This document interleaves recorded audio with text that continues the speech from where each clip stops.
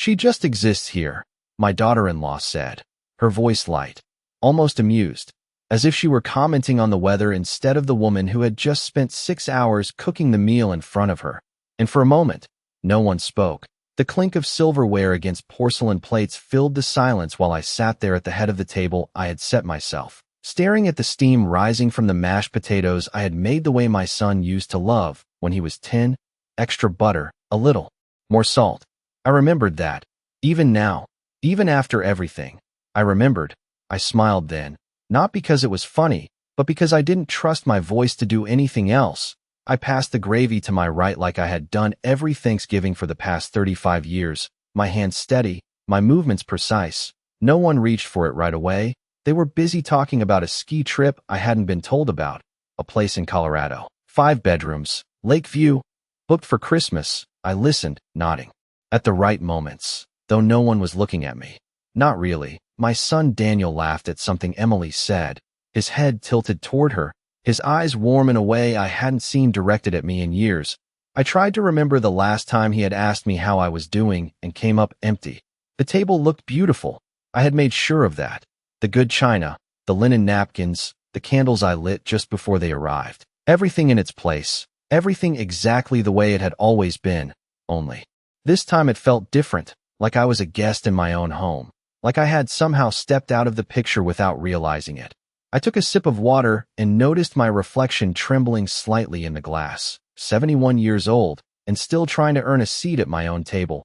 Emily leaned closer to her friend across from her, lowering her voice, but not enough. She just exists here, she repeated with a small laugh. And this time I heard it clearly, every word landing exactly where it was meant to, not shouted, not cruel in tone, just factual, like she had already decided what I was worth and said it out loud. Daniel didn't correct her, didn't shift in his seat, didn't even glance my way. And that was the moment something inside me settled, not broke, not shattered, just settled into place with a quiet certainty I hadn't felt before. I set my fork down gently, aligning it with the edge of the plate, and looked around the table one last time, at the people I had built my life around, the people I had cooked for, cleaned for, waited for, forgiven more times than I could count, and I realized I had been slowly disappearing long before this dinner, long before that sentence. I had been fading in the background of my own life, and tonight was simply the first time someone said it out loud. I didn't argue. I didn't defend myself. I didn't remind them who paid the mortgage for 30 years or who stayed up through fevers and school nights and broken hearts. None of that mattered here. Not anymore.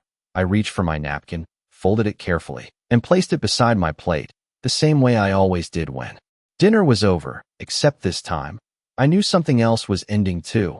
And for the first time in a long time, I wasn't afraid of what came next. I stayed seated for a moment after everyone else stood up, listening to the scrape of chairs against hardwood floors, the easy laughter drifting into the living room as if nothing had happened, as if a single sentence had not just erased me from the space I had spent decades building. The candles flickered in front of me, their flames bending slightly in the draft from the open hallway, and I watched them carefully, noticing how close they were to burning out, how the wax had already begun to pool at the base. I reached forward and pinched each one out between my fingers, one by one, the faint curl of smoke rising into the air, disappearing just as quietly as it appeared. And that was when I understood that I had been doing the same thing for years, dimming myself, shrinking my presence, adjusting my voice so it would not disrupt anyone else's comfort. I stood up slowly, gathering plates that were only half eaten, my son's untouched green beans, Emily's barely touched stuffing, the dishes I had woken up before sunrise to prepare now sitting cold and forgotten. I carried them into the kitchen, the familiar weight of porcelain in my hands grounding me, the rhythm of rinsing, stacking, and loading the dishwasher steady and predictable, something I could control, something that still belonged to me. From the other room, I could hear them talking about plans, future trips, renovations, decisions being made about this house without a single mention of me. My name did not come up once, not even by accident. I paused at the sink, my hands resting on the edge of the counter, and let the sound of their voices wash over me without trying to follow the words. It was not that I did not understand them. It was that I no longer needed to. When the last dish was put away, I dried my hands carefully and looked around the kitchen, every cabinet, Every drawer, every corner held a memory, not loud or dramatic ones, but small, steady moments that had once made up a life. Morning coffee at 6:30, birthday cakes baked from scratch, late night conversations at this very counter. I could see it all clearly, and yet it felt like I was looking at someone else's story, someone who no longer lived here. I walked upstairs without announcing it, the hallway light casting a soft glow against the walls lined with framed photographs. Daniel as a child with missing teeth, Daniel at his graduation, Daniel on his wedding day standing beside Emily, smiling in a way that had once made me feel proud. I stopped briefly in front of that picture, studying it longer than I had in years, trying to find the moment when things had shifted, when that smile had stopped including me. But there was no clear answer, just a slow change I had not noticed until it was too late. I continued to my bedroom and closed the door behind me. The quiet inside was immediate, almost heavy. I sat on the edge of the bed and looked around, the dresser, the closet, the chair by the window where I used to read in the afternoons. Everything was still exactly where I had left it, untouched, unchanged, as if waiting for me to decide something. I opened the closet and pulled out a single suitcase, the one I had not used in years. Setting it gently on the bed, I did not rush. I folded each item carefully, placing it inside with intention, not because I needed much, but because I was choosing what to take with me and what to leave behind. Downstairs, a burst of laughter echoed through the house, followed by the sound of a door opening and closing, someone stepping out onto the porch, the world continuing without pause. I zipped the suitcase closed and placed it by the door, then sat back down for a moment, my hands resting in my lap, steady, calm. There was no anger left, no need to explain or confront, only a quiet clarity that had settled in me like a final decision.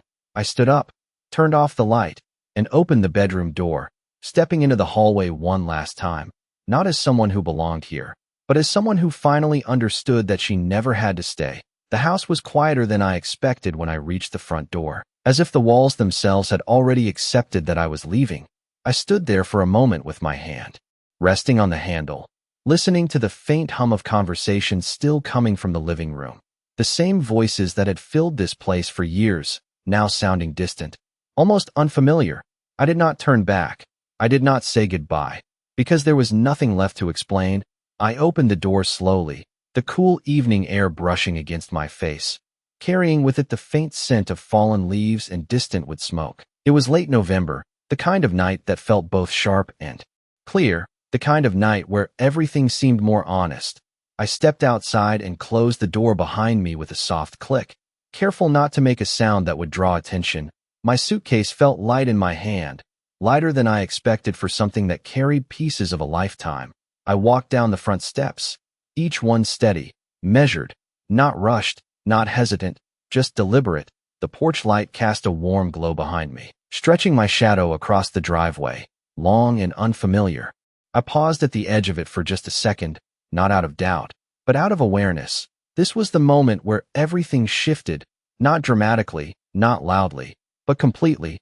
I continued forward, the gravel beneath my shoes crunching softly, a sound I had heard thousands of times before, yet tonight it felt different, like it belonged to someone else's memory. I reached my car and placed the suitcase in the trunk, closing it gently, the metallic click echoing faintly in the quiet street. I slid into the driver's seat and rested my hands on the steering wheel. The interior smelled faintly of leather and the lavender sachet I had tucked into the glove compartment years ago, a small detail I had forgotten until now. I took a slow breath and looked at the house one last time through the windshield, the windows glowing warmly, silhouettes moving behind the curtains, life continuing exactly as it always had, just without me. And for the first time, that did not feel like a loss. It felt like a truth finally revealed. I turned the key in the ignition and the engine came to life with a low, steady hum, familiar and grounding. I backed out of the driveway slowly, careful, precise, the way I had always driven. And as I reached the end of the street, I did not hesitate. I did not look back again. I simply turned and drove forward, the road ahead stretching out under the streetlights, one after another, guiding me away from everything I had once believed I could not live without. The drive was quiet. No music, no distractions, just the steady rhythm of the tires against the pavement and my thoughts settling into place. I knew exactly where I was going, not because I had planned it for weeks or months, but because I had finally allowed myself to consider it. Earlier that evening, before the guests arrived, I had written down a number on a small piece of paper and tucked it into my pocket. A realtor I had spoken to briefly a few days ago, almost as a passing thought, almost as if I had known something like this was coming. I reached for my phone at a red light and dialed the number, my voice calm when he answered. I told him I was ready, that I would take the property we had discussed. No need for another viewing, no need to wait. There was a pause on the other end, a hint of surprise, and then confirmation. The details would be handled first thing in the morning. The keys could be ready within 48 hours. I thanked him and ended the call, placing the phone back on the seat beside me. The light turned green and I continued driving, a quiet certainty settling deeper with each passing mile. I was not running away. I was choosing something that belonged entirely to me, something no one could dismiss or redefine. The road curved gently ahead, and I followed it without question, because for the first time in a long time, I was not waiting for permission to exist. The next morning arrived without ceremony, a pale light slipping through the windshield where I had rested for a few hours in the parking lot of a quiet diner just off the highway, the kind of place that opened before sunrise and never asked too many questions. I sat up slowly, adjusting the coat I had used as a blanket, my neck stiff but my mind clear in a way it had not been in years. The world outside was already moving, a delivery truck idling near the back entrance, a waitress unlocking the front door with practiced ease, and I watched it all for a moment before stepping out of the car. The cold air sharper now, more direct. It woke me fully. I walked inside and took a seat by the window, the vinyl booth cool beneath my hands. A waitress approached with a tired but kind smile, asking what I would like, and for the first time in a long time, I answered without hesitation, coffee, black, and a simple breakfast, nothing elaborate, nothing to impress anyone, just what I wanted. She nodded and left, and I sat there looking out at the empty road, noticing how quiet everything felt without the constant need to anticipate someone else's expectations. When the coffee arrived, I wrapped my hands around the mug, feeling the warmth seep into my fingers, grounding me, reminding me that I was here, present, not waiting to be acknowledged, not adjusting myself to fit into someone else's version of a family, just existing on my own terms. And that felt different, stronger, not hollow like the word that had been used against me the night before, but solid, intentional. I took a sip and let the silence settle, not as an absence, but as a space I could finally fill with my own thoughts. My phone sat on the table beside me, still untouched since the call I had made the night before. I knew there would be messages by now, missed calls, questions, maybe even concern, but I did not reach for it. Not yet. I was not ready to step back into that version of myself, the one who responded immediately, who explained, who justified, who tried to smooth over discomfort that was never mine to carry. Instead, I finished my breakfast slowly, paying attention to each small detail, the taste, the texture, the simple act of eating without interruption, without conversation that excluded me. When I was done, I left cash on the table, more than enough to cover the bill, and stepped back outside, the sun now fully risen, casting a soft gold across the empty stretch of road ahead. I walked back to my car, but this time I did not hesitate before starting the engine. I knew exactly where I was going. The address the realtor had given me the night before was clear in my mind. A small house on the edge of a quiet neighborhood. Nothing grand, nothing that needed to impress anyone. Just a place that was mine, entirely mine. The drive took a little under an hour, long enough for the past to settle behind me, not erased, but no longer pulling at me with the same weight. When I turned onto the street, I slowed down, taking in the rows of modest homes, each one different in small ways, each one holding a life that belonged to someone who had chosen it. I pulled into the driveway of the one that was now mine, the grass slightly overgrown, the porch simple but sturdy, the paint a little faded, but intact. I turned off the engine and sat there for a moment, not out of uncertainty, but out of recognition. This was the beginning of something I had not allowed myself to imagine before.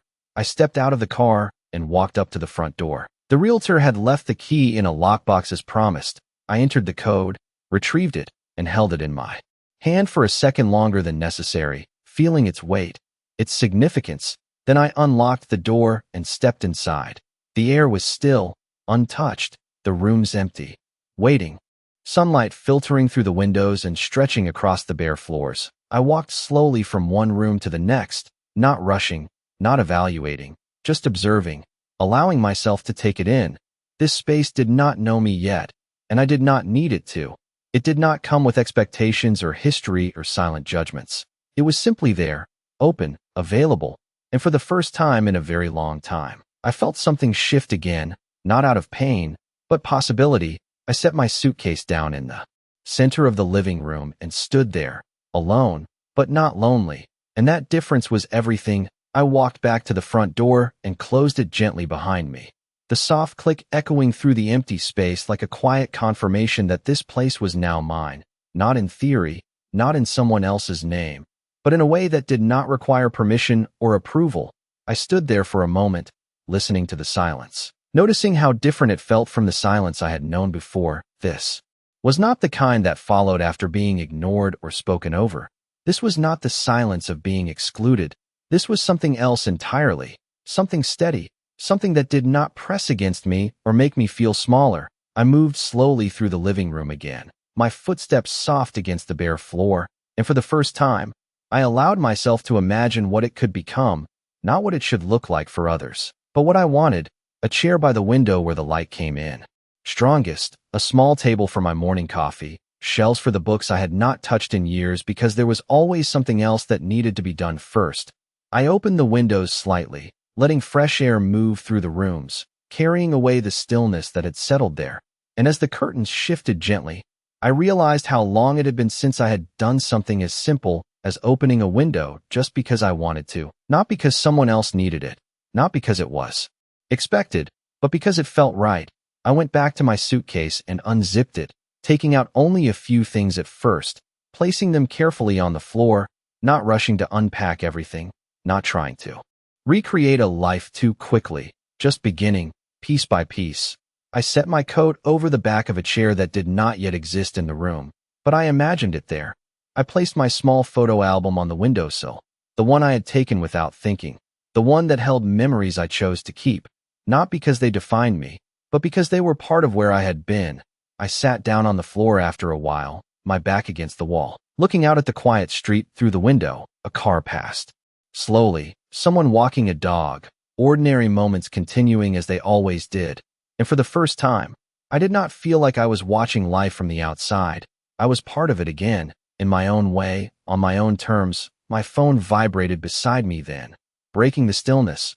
I looked at it without picking it up, the screen lighting up with my son's name, followed by another call, and then another. Messages appearing one after the other, short at first, then longer, more urgent, I could imagine. The tone without reading them, the confusion, the questions, maybe even a hint of frustration. I let the phone rest there, the vibration eventually stopping, the screen going dark again. I did not feel the pull to answer, not out of anger, not out of spite, but because I understood something now that I had not allowed myself to accept before. I did not owe an immediate response to people who had not noticed my silence for years. I leaned my head back against the wall and closed my eyes for a moment, letting the quiet settle again. Not empty, not heavy, just present. When I opened them, the light had shifted slightly, moving across the floor in a slow, steady line, marking the passage of time in a way that felt natural, not rushed. I reached for my phone then, not to call back, not to explain, but to do something else entirely. I opened my contacts and scrolled to a number I had not used in a long time. A financial advisor I had worked with years ago, someone who had once told me that I had more control over my future than I seemed to believe. I pressed call and waited, and when he answered, I introduced myself calmly, explaining that I needed to review my accounts, all of them, not later, not eventually, but now. There was a brief pause, and then a professional, steady response. We would set up a meeting. We would go through everything, step by step. I thanked him and ended the call, placing the phone back down beside me. The decision simple, clear, not dramatic, not reactive, just necessary. I looked around the room once more, at the empty walls, the open space, the light continuing to move across the floor, and I understood that this was not just about leaving something behind. It was about building something new, something that did not require me to shrink or wait or be defined by someone else's words. I stood up slowly, brushed my hands together, and walked toward the center of the room again, no longer unsure of where I belonged, because for the first time in a very long time, I was standing exactly where I had chosen to be. The afternoon moved slowly, not because there was nothing to do, but because for the first time in years, I was not rushing to meet someone else's expectations. I spent hours in that empty house without noticing the time, walking from one room to another, opening cabinets that held nothing, testing light switches that controlled bare bulbs, listening to the quiet hum of a place that had not yet been filled with routines or obligations. And with each small action, I felt something settle deeper inside me, something steady and certain. I found a broom in the corner of the kitchen and began sweeping the floors, not because they were particularly dirty, but because it felt like the right place to start, a simple act, one that belonged entirely to me. The sound of the bristles moving across the floor created a rhythm that was both familiar and new. Familiar because I had done this kind of work my entire life. New because this time it was not done for anyone else's approval. There was no one to notice, no one to criticize, no one to overlook it completely. It was just me, and that was enough. When I finished, I leaned the broom back against the wall and stood still for a moment, looking at the clean lines of the floor, the way the light reflected off it now without interruption. I moved into the kitchen and opened the refrigerator, empty except for a single bottle of water left behind. I took a sip and then closed it again, making a quiet note to myself about what I would need later: groceries, basic things, things that I would choose for myself, not based on what others preferred, not based on habits I had carried for decades without question. I walked back into the living room and picked up my phone again, this time noticing the number of missed calls had grown, messages layered one after another, some short and direct, others longer, more insistent. I opened one finally, just one. My son's voice seemed to come through even in the text, asking where I was, saying they were worried, that I should at least call. I read it once, then again, and set the phone back down without responding, not because I did not understand the concern, but because I recognized something in it that I had ignored for too long, concern that arrived only after absence, attention that followed silence. I was no longer willing to return to that pattern, not even for comfort. I sat down on the floor again, my back against the wall, and let the quiet fill the space once more. It did not press on me the way it used to. It did not make me feel small or forgotten. It simply existed, and for the first time, I understood that I could exist within it without losing myself. As the light shifted again, moving slowly toward the far side of the room, I stood up and walked to the front door, opening it just enough to step outside. The air had warmed slightly since morning, the neighborhood calm, a few houses with curtains drawn, others open to the afternoon, a child's bicycle resting on a lawn, a dog barking faintly in the distance, ordinary life continuing in quiet ways. I stepped down onto the porch and sat on the edge, my hands resting loosely in my lap. I watched the street without expectation, not waiting for anything to happen, just observing, just being present. And as I sat there, I realized that I had spent so many years measuring my worth by how needed I was, how often I was called, how much space I occupied in other people's lives, and now, sitting there in a place that was entirely my own, I felt something different, not emptiness, not loss, but a kind of calm that did not depend on anyone else noticing it. I reached for my phone one more time, not to read the messages, not to respond, but to do something else entirely. I turned it off, the screen going dark in my hand, the silence deepening just slightly, and I placed it beside me on the porch, no longer waiting for it to tell me who I needed to be or where I needed to go. I looked out at the quiet street again, the sunlight softening as the afternoon moved toward evening, and I understood that this was not the end of something. It was the beginning of a life that I had finally chosen for myself. The sky had begun to dim by the time I picked my phone back up, the soft blue of early evening settling over the quiet street as porch lights flickered on one by one. I held the phone in my hand for a moment before turning it back on, the screen lighting up instantly, notifications flooding in again as if they had been waiting just beneath the surface. Missed calls, voice messages, texts stacked on top of each other. The urgency in them more visible now, less controlled. I scrolled through them slowly, not reacting, just observing, my son's name appearing again and again, then Emily's, then even a few numbers I did not recognize, likely neighbors or distant relatives who had been pulled into the sudden absence. I opened one of the newer messages, this one longer. Daniel explaining that they had come upstairs and found my room empty, that my things were gone, that I had not said anything, asking why I would leave like that, asking if I was all right. I read it carefully, noticing the shift in his words, the confusion layered with something else, something closer to disbelief, as if he had never considered that I might choose to leave on my own terms. I set the phone down beside me again, letting the question sit without answering it, not because I did not have an answer, but because I no longer felt the need to explain decisions that had taken me years to fully understand myself. I stood up from the porch and walked back inside, closing the door behind me as the air grew cooler, the house now holding a different kind of quiet, one that felt more settled, more defined. I moved into the kitchen and turned on a single light, its soft glow filling the space just enough. I found a notepad in one of the drawers and sat down at the small counter, writing out a simple list: groceries, basic supplies, a few things that would make this place functional, but also something else, things I had not allowed myself to prioritize before: fresh flowers, a reading lamp, a comfortable chair, not because anyone else would notice them, but because I would, because this space was no longer about meeting expectations. It was about creating something that reflected who I was now, not who I had been expected to be. I paused with the pen in my hand, considering for a moment whether there was anything else I needed, and realized that for once, the list did not feel overwhelming.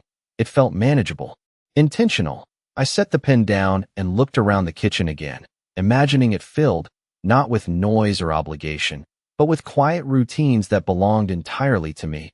I could see myself here in the mornings, coffee in hand, sunlight coming through the window, not rushing, not preparing for anyone else, just starting the day in a way that felt steady and calm. My phone buzzed again, this time a call coming through. Daniel's name appearing once more. I watched it ring, the sound echoing slightly in the empty room, and after a few seconds, I reached out and answered it, not with hesitation, not with anger, but with a calm that surprised even me.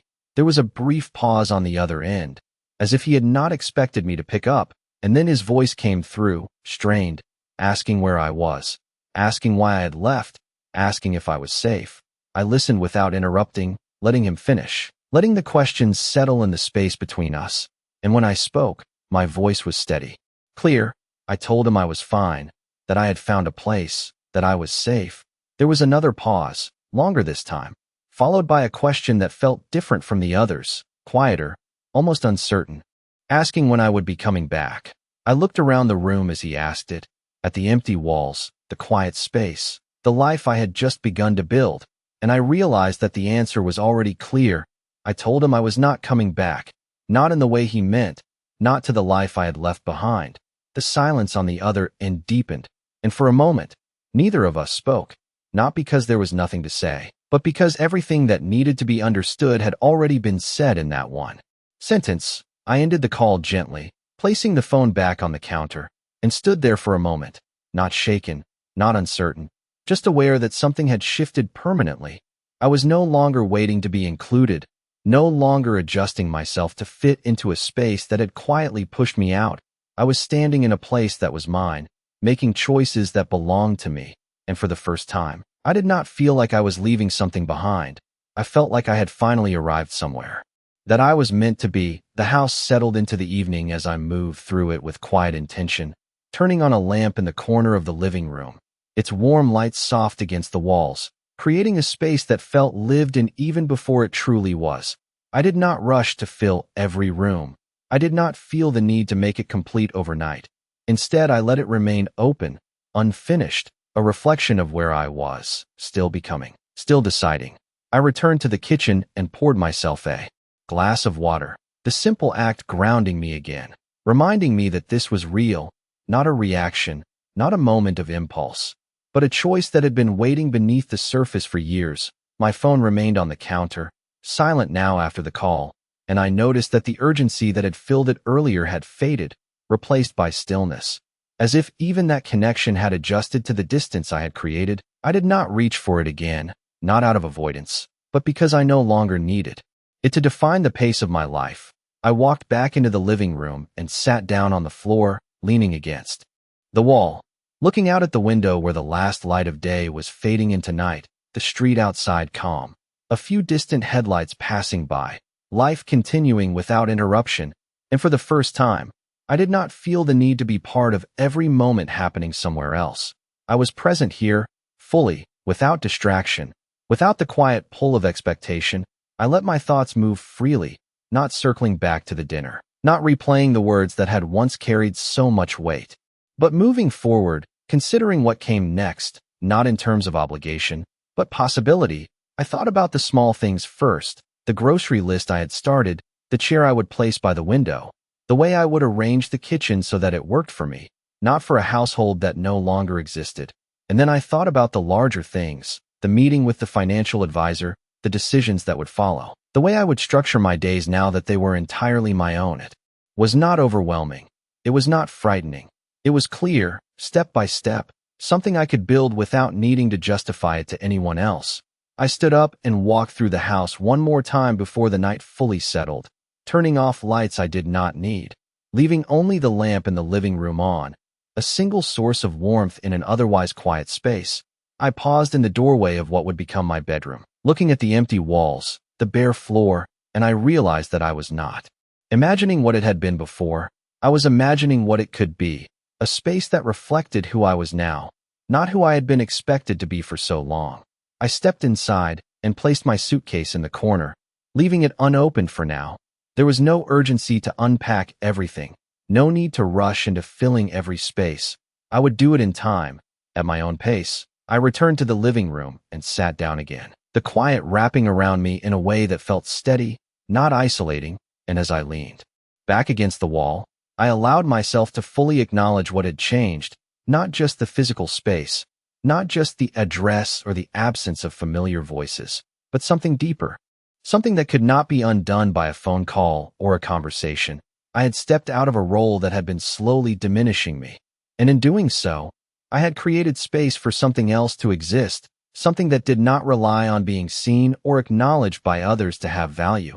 I closed my eyes for a moment, not to escape, but to settle into that understanding, and when I opened them again, the room looked the same, but I felt different, grounded in a way I had not been before, aware of my place not within someone else's life, but within my own, and that awareness did not need to be announced or explained. It simply existed, steady and certain, like the quiet space around me that I had finally chosen to call my own. Morning came quietly, the kind of morning that does not rush you awake, but instead waits for you to notice it. A soft light slipping through the window and stretching across the floor in long, gentle lines. I opened my eyes slowly, not startled, not pulled out of sleep by obligation or noise, just aware that a new day had begun. I lay there for a moment, listening, expecting perhaps the familiar sounds that had once defined my mornings, footsteps in the hallway, voices in the kitchen, the low hum of a television already turned on. But there was nothing, only stillness, and for the first time, that absence did not feel like something missing. It felt like space. I sat up and looked around the room, the empty walls, the suitcase still resting in the corner, untouched, everything exactly as I had left it the night before, unchanged, waiting, and I realized that nothing here would move forward unless I chose it to. There was no routine already in place, no expectations waiting to be met, only possibilities. I stood up and walked into the living room, the lamp still casting a soft glow, now unnecessary in the morning light. I turned it off and opened the front door, letting the cool air move through the house again, carrying with it the quiet sounds of the neighborhood waking up, a car starting in the distance, someone walking along the sidewalk, the faint rustle of leaves moving in the breeze. I stepped outside and stood on the porch, breathing it in slowly, not as someone escaping something, but as someone arriving, fully present, fully aware. My phone remained inside, still on the counter where I had left it, and I did not feel the need to check it. Not immediately, not at all. I went back inside and moved into the kitchen, filling a glass with water and then pausing, considering what I wanted next, not what was expected, not what had always come after this moment in the past, but what I chose. I made a simple decision, coffee, just For myself, I found a small pot left behind in one of the cabinets, rinsed it out, and began the quiet process, measuring, pouring, waiting, each step deliberate, unhurried.